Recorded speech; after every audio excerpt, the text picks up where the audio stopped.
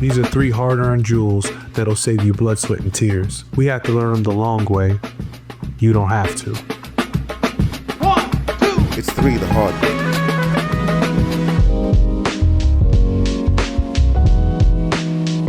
Every day before I start the day, I will recap what it is that I did the day before. Sometimes I'll either do this at nighttime or I'll do it in the morning, right? But I'll try to document what it is that I've worked on and what else it is that I need to accomplish.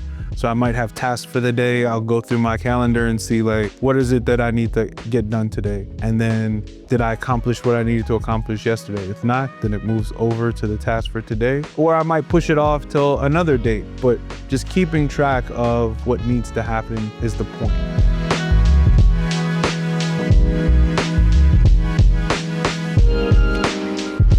Intuition is what's driving you, but you don't know why you're doing what you're doing.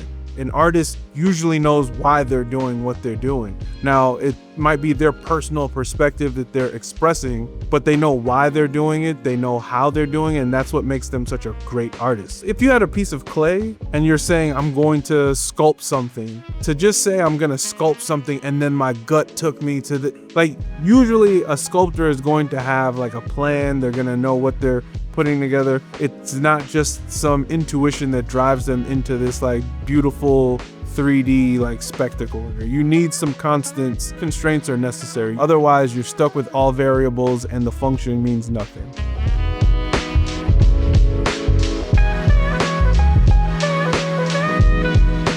I'm extremely inquisitive, right? So anyone that's worked with me like will tell you that why is probably like the one thing that they've heard more than anything else. Whether I was an IC or I was a people manager or a combination of both, finding out the why behind something is pretty much what drives the work that I'm doing. It's very intentional. I think the reason why I ask why is because we're trying to communicate something, right?